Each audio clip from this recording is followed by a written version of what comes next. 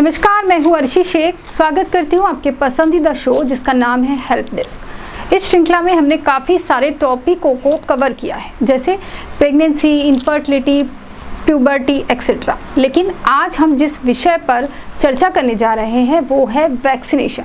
दोस्तों, आज की डेट में अगर कोई आपसे ये सवाल पूछे कि आज के समय में आपके लिए सबसे ज़रूरी क्या है, तो आप क्या कहेंगे? जी हाँ, आप बिना सोचे समझे कहेंगे आपकी अपनी सुरक्षा, अपने परिवार की सुरक्षा। जाहिर सी बात है, ऐसे में लोगों के मन में वैक्सीनेशन को लेकर कई सवाल है, लेकिन चिंता मत कीजिए, उनके जवाब देने के लिए हमारे साथ है डॉक्टर अनन्या दीक्षित। तो डॉक्टर, बहुत बहुत स्वागत है आपका हेल्प डेस्क में। डॉक्टर, माना जा रहा है कि कोरोना के खिलाफ लड़ाई में जो वैक्सीन है वो बहुत बड़ा हथियार है, तो इसे वैक्सीन लेना क्यों ज़रूरी है? वैक्सीन लेना है या नहीं लेना है, यहाँ से शुरुआत करते हैं। वैक्सीन लेना है या नहीं, क्या ये ज़िद है, ज़बरदस्ती है? तो नहीं, ये एब्सोल्युटली आपकी चॉइस है, आपको लेना है कि नहीं लेना है। लेकिन एज अ डॉक्टर मैं आपको ये बताना चाहूँगी कि अगर आप वैक्सीन लेते हैं तो आपके लिए बेहतर है। जैसा कि मैडम ने कहा, ये एक हथियार है हमारे कोविड वायरस के खिलाफ लड़ने के लिए, और ये बिल्कुल सही हथियार है। एंटीबॉडीज़ या तो आपको कोरोना से अफेक्ट होकर आएंगी, या तो फिर आपको जो वैक्सीन देंगे हम, तब आपकी इम्यूनिटी आएगी। बट इन एनी केस आपको इम्यूनिटी आनी ज़रूरी है। जो वैक्सीन की इम्यूनिटी है वो ज़्यादा लंबी रहेगी। दूसरा, हम ये रिस्क नहीं ले सकते हैं कि अब आप अफेक्ट हों और फिर आपको इम्यूनिटी आए, हम वो रिस्क नहीं ले सकते हैं। आप देख रहे हैं कि हमारे पास फ़िलहाल जितने नंबर ऑफ़ पेशेंट्स हैं और जितने टोटल नंबर ऑफ़ बेड्स हैं वो बहुत कम है। सो जब रेशियो इतना ज़्यादा बिगड़ा हुआ रहेगा तो हम और रिस्क कैसे ले सकते हैं? इसलिए अगर आप वैक्सीन लेंगे तो आपके लिए बहुत ज़्यादा बेहतर है, आपके लव्ड वंस के लिए बेहतर है, और आपके आसपास के जो लोग हैं उनके लिए बेहतर है। वैक्सीन के लिए रजिस्ट्रेशन कैसे कराएं? गवर्नमेंट ने ऑनलाइन रजिस्ट्रेशन शुरू किया है, आपको जाके रजिस्टर कराना ज़रूरी नहीं है। रजिस्ट्रेशन के लिए साइट मेंशन है cowin.gov। इस पर आप रजिस्टर कर सकते हैं।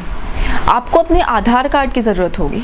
जब आप रजिस्टर करवाते हैं तो आपका रजिस्ट्रेशन होने के बाद वो आपका अपॉइंटमेंट के लिए डेट और डे सिलेक्ट करने के लिए कहते हैं। आपका मोबाइल नंबर जब उसमें रजिस्टर होता है तो उस नंबर पे वो लोग आपको डेट, डे और आपके नियर बाय जो स्टेशन है जहाँ पे आपको वैक्सीन लेना है उसका नोटिफिकेशन भेजते हैं। सो आपको सब कुछ घर बैठे मिल सकता है। जब आप वैक्सीन लेने जाते हैं, जब वो डेट और डे स्पेसिफाई करते हैं, जब आप वैक्सीन लेने जाते हैं, आप तब अपना आधार कार्ड कैरी करिए, वहाँ पे आपको फिर से शो करना पड़ सकता है। इस तरीके से आपका रजिस्ट्रेशन पूरा होता है। क्या वैक्सीन लगवाने के समय भी फ़ोटो आईडी ले जाना ज़रूरी है? अगर आप ले जाते हैं तो आपके लिए बेहतर है, अगर कोई तकलीफ आती है तो। अदरवाइज़ आपको वहाँ पे हर बार रजिस्टर वहाँ जाके कराने की ज़रूरत नहीं है। वैक्सीन के कितने डोज होते हैं और कितने कितने दिन के अंतर इसे लेना पड़ता है? वैक्सीन के 2 डोज हैं। हमारे इंडिया में 2 वैक्सीन अवेलेबल हैं, कोविशील्ड एंड कोवैक्सीन अब तक, और इनके 2 डोजेस पता चले हैं। ये 2 डोजेस हैं 6 to 8 वीक्स के दरमियान में आपको लेते हैं। अगर आप पहला डोज़ लेते हैं 1 अप्रैल को तो आपका नेक्स्ट डोज़ आएगा करीबन 10 मई तक। अगर आप पहला डोज़ कोविशील्ड का लेते हैं तो सेकेंड डोज़ भी कोविशील्ड का लें। अगर आप पहला डोज़ कोवैक्सीन का लेते हैं तो भी सेकेंड डोज़ कोवैक्सीन का लें। जो भी वैक्सीन अवेलेबल है उसे ले लें। वेट मत करिए कि जब आपकी पसंद की वैक्सीन आएगी वो आप वैक्सीन लें। जैसे कि आपने बताया कोवैक्सीन और कोविशील्ड, तो इसमें बेहतर कौन सी वैक्सीन है? दोनों वैक्सीन काफ़ी अच्छी हैं, डिफरेंस बहुत मामूली सा है, इसलिए वेट ना करें और आगे बढ़ जाएं, वैक्सीन लगवा लें। हो सकता है आपके शहर में कोई एक वैक्सीन अवेलेबल हो और दूसरी वैक्सीन कम हो या अवेलेबल ना हो, उस हिसाब से आगे बढ़ें, कोई दिक्कत नहीं है। ऐसा नहीं है कि अगर आप कोवैक्सीन लेते हैं तो आपको फुल इम्यूनिटी मिलेगी और आपको कोविड कभी नहीं होगा, और अगर आप कोविशील्ड लेते हैं तो आपको कोविड हो जाएगा और शायद जान पे बनाएगी। ऐसा बिल्कुल नहीं है। क्या मैं दोनों में से कोई भी वैक्सीन कभी भी लगवा सकती हूँ अपने मन से? नहीं, कुछ इसके प्लस एंड माइनस पॉइंट्स हैं। अगर आप प्रेग्नेंट हैं तो आप नहीं लगा सकती हैं वैक्सीन। अगर आप लैक्टेटिंग मदर हैं, मतलब कि ब्रेस्ट फीड करवा रही हैं, तो आप नहीं लगवा सकती हैं। अगर आप कोई और वैक्सीन ले रहे हैं साथ में, टीटी हो गया, कैंसर सर्विक्स की वैक्सीन हो गई, वो हो गई, कोई भी टाइप की वैक्सीन अगर आप लगवा रहे हैं तो आप 14 दिन आगे और पीछे उतना समय रखें वैक्सीन के आगे पीछे, साथ में नहीं लगवाएं। अगर आप प्रेग्नेंट होना चाहते हैं, आप कोई IVF ट्रीटमेंट वगैरह प्लान कर रहे हैं, तो जैसे कि कोई और वैक्सीन की गाइडलाइंस होती हैं, कोई भी वैक्सीन, आप मीजल्स मम्स रुबेला वैक्सीन लगवा लें, कोई भी वैक्सीन लगवा लें, हम उसके बाद आप तो कहते हैं कि 3 मंथ्स तक रुकिए और फिर अपनी प्रेगनेंसी प्लान करिए। सेम वैसा ही कोविड वैक्सीन के लिए भी है कि आप 3 मंथ्स तक रुकिए और फिर प्रेगनेंसी प्लान करिए, और कोई चेंजेस नहीं है। एक बीच में अफवाह फैली थी कि मेंसेस के वक्त वैक्सीन लगाना है या नहीं। आप मेंसेस के कोई भी दिन में वैक्सीन लगा सकते हैं। मेंसेस शुरू होने वाले हैं उसके 1 दिन पहले आप लगा सकते हैं। मेंसेस शुरू हो चुके हैं आप लगा सकते हैं। अगर आपके अंडे फूटने का समय आ गया, जिसे हम डे ऑफ ओव्यूलेशन कहते हैं, उस वक्त भी आप लगा सकते हैं, कोई दिक्कत नहीं है। अगर आपको कोरोना वायरस हुआ है तो 1 मंथ बाद आप अपनी वैक्सीन ले लीजिए, चलेगा। और कोई ऐसा नहीं है कि कॉन्ट्राइंडिकेशन, आप जाके कभी भी लगवा सकते हैं। एक और मैं आपको स्पेसिफाई कराना चाहूँगी कि अगर आप ऑलरेडी आपको कोई कोमॉर्बिडिटी है, हाइपरटेंशन हो गया, डायबिटीज़ हो गया, या कोई भी टाइप के आप ड्रग्स ले रहे हैं, कोई आपको एड्स है, आपको थायराइड की कोई आप दवाइयाँ ले रहे हैं, कोई भी टाइप की बीमारी हो, चाहे वो जितनी भी कॉमन हो या फिर रेयर हो, वो आपको हो, या फिर आप कोई भी टाइप के मेडिकेशंस में हो, ब्लड थिनर या कोई भी मेडिकेशन, कोई भी, अगर आपको कोई नॉन ड्रग रिलेटेड एलर्जी है, कोई दवाई खाने से आपको घबराहट होना, सूजन आना, खुजली होना, सांस ना ले पाना, चक्कर आना, कुछ भी है, अगर तकलीफ़, कोई खाने से आपको तकलीफ़ है, ऐसी ही कोई रिएक्शन होना, कोई भी एलर्जिक रिएक्शन है, कोई तकलीफ़ है, तो एक बार आप अपने फिजिशियन को मिल लें और फिर वैक्सीन लें। ऐसा नहीं आप वैक्सीन ले नहीं सकते, लेकिन अगर आपकी दवाइयाँ कुछ चेंज करनी हो या आपको कुछ कॉशंस बताने हो तो वो बता देंगे आपको। क्या वैक्सीन लेने के बाद भी मास्क पहनना ज़रूरी है? हाँ, वैक्सीन लेने के बाद मास्क पहनना ज़रूरी है, सोशल डिस्टेंसिंग रखना ज़रूरी है, अननेसेसरीली क्राउडेड प्लेसेस में जाना अवॉइड करना है वैक्सीन लेने के बावजूद भी। क्या आपको कोरोना हो सकता है वैक्सीन के बाद? हाँ, आपको हो सकता है। क्या आपको वैक्सीन लेने के बावजूद आप किसी और को कोरोना ट्रांसफ़र कर सकते हैं? हाँ, आप कर सकते हैं। क्या आपको कोरोना के सिम्टम्स तब भी रह सकते हैं? आप एसिम्टोमेटिक या सिम्टोमेटिक कुछ भी हो सकते हैं, पर वैक्सीन लेने के बाद आपकी सीवियरिटी बहुत कम रहेगी। जो total number of people vaccinate हुए हैं अभी तक वर्ल्ड में और इंडिया में, दोनों को अगर हम पढ़ें और आपको बताएं कि कितने लोगों को फिर से कोरोना हुआ है, तो वो सिर्फ 0.04% है, और दोनों वैक्सीन के हिसाब का डिफरेंस सिर्फ 0.04 और 0.06% का है, और कोई डिफरेंस नहीं है। इतने ही लोगों को कोरोना हुआ है, मतलब, और इनको जिनको कोरोना हुआ है उनके सिम्टम्स, भले ही उन्हें बीमारी थी, भले ही वो किसी और दवाई पे थे, भले ही इसके पहले वाले कोविड जब उनको हुआ था वो सिम्टोमेटिक रहे हो, एसिम्टोमेटिक रहे हो, आईसीयू में गए, कुछ भी हुआ हो, जब उन्हें नेक्स्ट टाइम कोरोना हुआ या फिर वैक्सीन लेने के बाद जब कोरोना हुआ तो उनके सिम्टम्स बहुत माइल्ड थे। सो सीवियरिटी बहुत कम है, समझ रहे हैं आप? इतना डिफरेंस आ जाता है वैक्सीन लेने और ना लेने के बीच में, इसलिए वैक्सीन आप लेंगे तो आपके लिए बहुत बेहतर होगा। अच्छा, वैक्सीन लेने के बाद कौन कौन से ऐसे लक्षण हैं जो नज़र आते हैं? हो सकता है आपको बुखार आए, या फिर बुखार जैसा लगे, हरारत हो सकता है आपको बदन दर्द हो, सिर भारी लग सकता है। अच्छा, वैक्सीन से पीरियड पर कोई असर होता है? ना, ये एक रूमर है जो फैला है, अफवाह है, इसे बिल्कुल बिलीव मत करिए।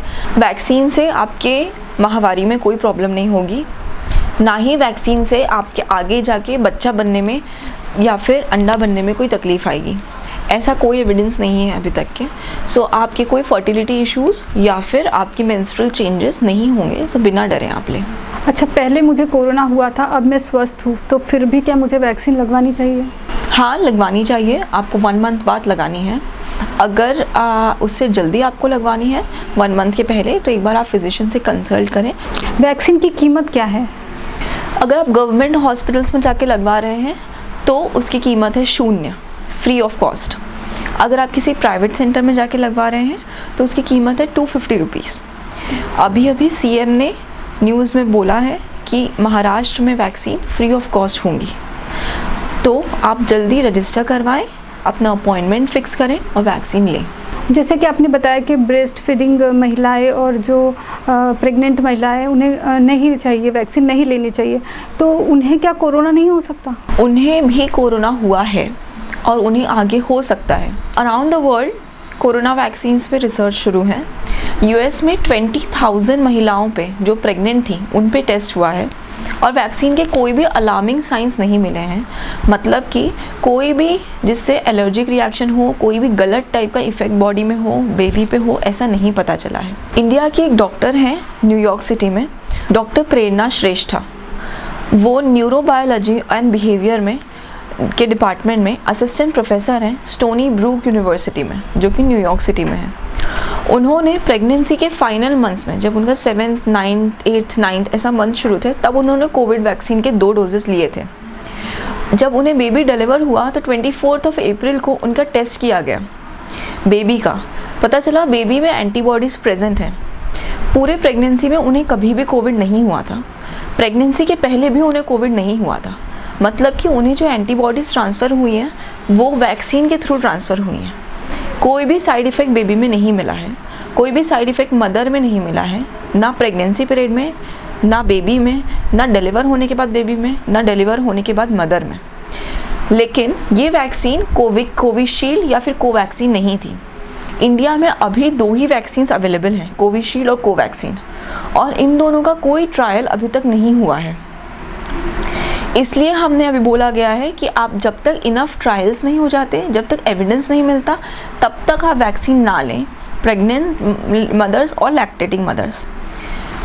अगर आप वैक्सीन लेती हैं तो आपके लिए एक वैक्सीन उपलब्ध हो रही है, जो कि अगले 2 से 3 महीने में कहा गया है कि इंडिया में आ जाएगी। 29 अप्रैल को फॉक्सी ने स्टेटमेंट रिलीज़ किया है कि महिलाओं के लिए जो प्रेग्नेंट हैं, जिन्हें और कोई तकलीफ़ है प्रेगनेंसी में, जैसे कि बीपी का होना, शुगर का होना और कोई भी तकलीफ़ होना, उन लोगों के लिए ये वैक्सीन रहेगी। अगर आपकी प्रेगनेंसी नॉर्मल है तो उन लोगों में ये वैक्सीन की ज़रूरत नहीं पड़ सकती है। ये कौन सी वैक्सीन है? तो ये फाइज़र एंड मोडेना है। ये आपके लिए अवेलेबल होगी अगले 2 से 3 महीने में। जिस प्रकार कोरोना को वैश्विक महामारी बोला जा रहा है, तो क्या पहले भी ऐसी वैश्विक महामारी आ चुकी है? हाँ, इसके पहले भी बहुत सारी महामारी रही है। सबसे पहले मैं बात करती हूँ आपकी कोलेरा से, और कोलेरा की भी पहले थी प्लेग। प्लेग की ऐसी हिस्ट्री है कि प्लेग शुरुआत हुआ एक जगह पे, रुक गया, फिर दूसरी जगह पे, फिर रुक गया, फिर एक जगह पे, फिर रुक गया, और ऐसे करते करते वो पूरी दुनिया में फैल गया। प्लेग सर्का, प्लेग एंटोनिन, प्लेग, फिर मैं आपको सबसे अगर बड़ा और गंदा प्लेग बोला जाए तो वो था the black death. Black death, जिसमें हाफ यूरोप की पॉपुलेशन ख़त्म हो गई थी। इतना भयंकर था वो। कहा गया था कि 3/4 यूरोप की पॉपुलेशन उस वक्त प्लेग से ख़त्म हो गई थी। ऐसे ही बाकी भी हमारे पास महामारी आई थी। फ्लू कोई भी टाइप का रहा हो, या फिर हमारा आप एक और कॉमन जो है वो है HIV वायरस। वो भी अभी पूरी दुनिया में फैला हुआ है। वैसे ही हमारे पास अभी है कोरोना। तो जैसे अभी तक की सारी जितने भी पैंडमिक्स हुए थे, वैश्विक महामारी हुई थी, उसका समाधान निकला था और हम उन्हें रोक पाए थे, वैसे ही हमें होपफुल और पॉजिटिव रहना चाहिए कि हम कोरोना को भी रोक सकते हैं। इस वक्त के लिए जो आपके एहतियात बरतने हैं आप वो बरतिए। इस वक्त जो ज़रूरी है वो आप करिए। आगे चीज़ें बेहतर हो जाएंगी। जो आज ज़रूरी है अभी आप सिर्फ वही करिए। इवन HIV का भी अभी सॉल्यूशंस निकलने शुरू हो गए हैं लाइफ बेहतर करने के, और कुछ हमारे पास पेशेंट्स रहे हैं जिनका क्योर हुआ है और उन पे क्योर होने के बाद स्टडी शुरू है। सर, सॉल्यूशन हमेशा है, समाधान हमेशा है। आज जो ज़रूरी है आप वो करिए। अगर एक प्रेग्नेंट लेडी को कोरोना होता है तो वो क्या कम प्रमाण में होगा, और उसके बेबी को कितना खतरा होगा कोरोना से? आज से 50 साल पहले सर पीटर मेडवर, इन्होंने स्टडी की थी हमारे प्लेसेंटा पे, जो प्लेसेंटा बेबी को न्यूट्रिशन सप्लाई करता है उस पे। और उन्होंने बोला कि बेबी के 2 पार्ट होते हैं, एक माँ का पार्ट, एक पिताजी का पार्ट। तो हमारे बॉडी रिएक्ट ना करे बेबी को कोई फॉरेन बॉडी समझ के कोई रिएक्शन ना दे दे, इसलिए प्रेगनेंसी इम्यूनो सप्रेस स्टेट हो जाती है। मतलब वो इम्यूनिटी अपनी सारी कम कर देती है जिससे वो फॉरेन बॉडी रिएक्शन ना दे, जिससे बेबी ग्रो हो सके।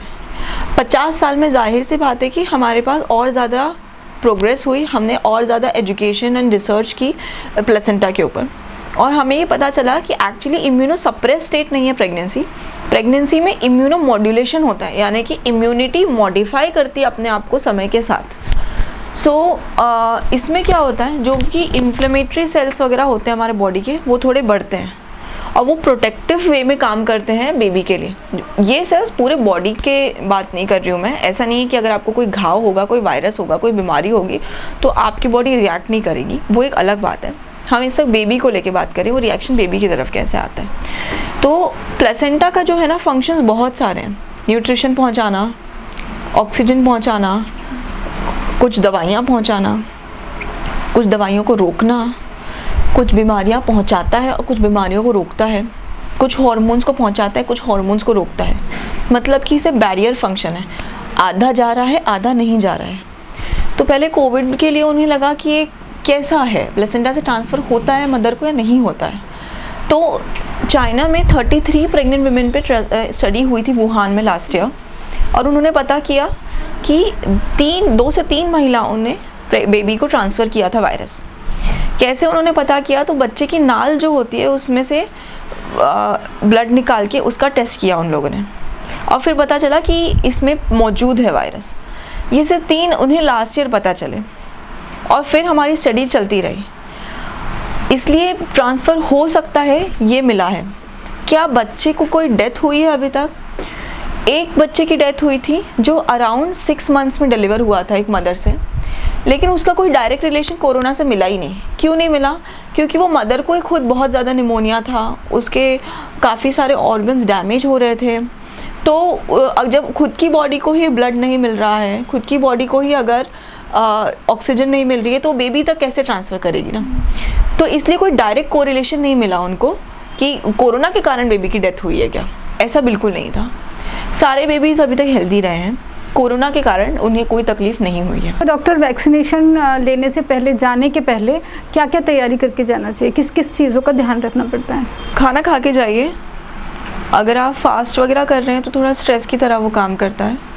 जिस दिन आप वैक्सीन ले रहे हैं उस दिन बहुत ज़्यादा स्ट्रेनस एक्टिविटी मत करिए, मतलब कि हमाली वाले काम मत करिए।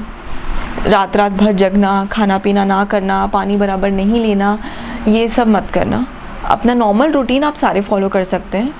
मैंने वैक्सीन ली है, मैंने उस दिन हॉस्पिटल किया है, मैंने जितने सेशंस थे वो सारे अटेंड किए, पढ़ाई की है, खाना पीना करके घर का सारा काम आप सब कर सकते हो, कोई तकलीफ़ नहीं होती है। सबको रिएक्शन नहीं आता है बुखार वगैरह का, हरारत का। अगर किसी को आता भी है तो ऐसा नहीं है कि वो क्योर नहीं हो सकता, आप दवाई ले सकते हैं, लेकिन सारी दवाइयाँ अपने डॉक्टर को बता के लें, क्योंकि कुछ दवाइयाँ नहीं ली जाती हैं कोविड वैक्सीन के बाद में, वो गलत तरीके से काम करती हैं, और कुछ दवाइयाँ ले सकते हैं, तो एक बार उन्हें बता के लें। इसके अलावा अगर आपको कोई भी रिएक्शन नहीं आता है बॉडी में, तो ऐसा नहीं है कि आपको इम्यूनिटी नहीं मिली है एंड आपकी बॉडी में कोई एंटीजन एंटीबॉडी रिएक्शन नहीं हुआ है तो ये वैक्सीन फेल हो गई है, ऐसा बिल्कुल नहीं है। ये तो बात हो गई वैक्सीन लेने के पहले, और वैक्सीन लेने के बाद क्या एहतियात बरतनी चाहिए? ये सारे तो करने ही हैं उस दिन के लिए, ऐसे छुट्टी वुट्टी लेने की हमेशा ज़रूरत पड़ती नहीं है। अगर कोई रिएक्शन आता है तो आप जाइए घर, वरना ऐसे ज़रूरत नहीं पड़ती है। धूम्रपान मत करें उस दिन आप अगर शराब का सेवन करते हैं तो वो मत करें। इसके अलावा अगर आप कोई ड्रग्स वगैरह लेते हैं, दवाइयाँ नहीं, ड्रग्स अगर आप करते हैं, ये सब ना करें। ये ठीक तो वैसे ही नहीं है हेल्थ के लिए, इलीगल है। लेकिन जैसे मैंने कहा, कोई भी चीज़ जो बॉडी को स्ट्रेस देती है, आपके लिए 8 घंटे की नींद नॉर्मल है या 6 घंटे की नींद नॉर्मल है। आपको कोई तकलीफ़ नहीं होती है किसी एक दिन आप 2-3 घंटे की नींद लें और दिन भर के आप काम कर सकते हैं, लेकिन लॉन्ग टर्म के लिए ठीक नहीं होता है। और जब मैं आपको वैक्सीन देती हूँ तब मैं नहीं चाहती हूँ कि आप ऐसा कोई भी टाइप स्ट्रेस लें, बॉडी को ये स्ट्रेस फैक्टर की तरह काम करता है। वैसे ही ये सब आप जो आपके धूम्रपान है, शराब है, ये सब बॉडी को स्ट्रेस की तरह, बॉडी को स्ट्रेस में डालती है, इसलिए ये उस दिन ना करें आप। डॉक्टर, क्या बच्चों को कोरोना हो सकता है? अगर हो सकता है तो उनकी वैक्सीन है क्या? बच्चों को कोरोना हो सकता है। इनफैक्ट सेकेंड वेव में बच्चों के बहुत सारे केसेस पॉजिटिव हमें अभी पता चले हैं सेकेंड वेव में, और वो ट्रांसमिट भी कर सकते हैं किसी और को इन्फेक्शन। ऐसे केसेस आए हैं कि पूरी बिल्डिंग बच्चों के वजह से कंटामिनेट हुई है। कैसे हुई है? बच्चे नीचे जाते हैं खेलने के लिए, साल भर हो गया वो मान नहीं रहे, वो नीचे जाते हैं खेलने के लिए बिल्डिंग से उतर के, एक बच्चा दूसरे बच्चे से मिलता है, वो बच्चा ऊपर वापस घर जाता है, अपनी फैमिली से मिलता है। इस तरीके से सब जगह फैला, और पूरी बिल्डिंग, पूरे अपार्टमेंट्स एक साथ कोरोना से ग्रस्त हो गए हैं। क्या इनकी वैक्सीन आई है? नहीं, अभी 18 से ऊपर वालों को ही सेफ्टी प्रोफाइल में रखा गया है। इनके नीचे के ट्रायल्स नहीं अभी तक पब्लिश हुए हैं, इसलिए उन्हें रोका गया है, जस्ट फॉर सेफ्टी रीजंस। तो डॉक्टर बहुत अच्छे से समझाया आपने सब कुछ। नॉलेज इज़ पावर, और हेल्प डेस्क के माध्यम से हम यही कोशिश करते हैं कि हम आपको अवेयर करें। तो उम्मीद है वैक्सीनेशन को लेकर सभी सवालों के जवाब आपको मिल गए होंगे। याद रखिए, इससे रिलेटेड कोई भी सवाल हो तो हमें नीचे स्क्रीन पर फ्लैश हो रहे नंबर द्वारा मैसेज से पूछ सकते हैं। ये सिलसिला बरकरार रखेंगे अगले एपिसोड में भी। हमारा next session sexual health for all के लिए रहेगा। ऑल का मतलब होता है क्या आप स्ट्रेट हैं, आप लेस्बियन हैं, आप गे हैं, आप बाइसेक्सुअल हैं, आप ट्रांसजेंडर हैं, आप क्वेयर हैं, या फिर और कोई भी आपकी सेक्सुअल ओरिएंटेशन है, उनके लिए अगला सेशन रहने वाला है हेल्दी हैबिट्स फॉर यू। अगर आप किसी ऐसे पर्सन के कांटेक्ट में आ गए हैं, सेक्सुअल कांटेक्ट में, जिसे कोई सेक्सुअली ट्रांसमिटेड डिसीज़ थी, कोई भी टाइप की डिसीज़ थी सेक्सुअली ट्रांसमिटेड, तो आप कैसे बच सकते हैं, आप कैसे उनके साथ फिर भी कांटेक्ट में रह सकते हैं, इन सब चीज़ों के बारे में हम आपको बताएंगे। नेक्स्ट सेशन बहुत इंपॉर्टेंट है, ज़रूर देखें। तो जल्द से जल्द वैक्सीन लगवाएं और कोरोना को हराएं। नमस्कार।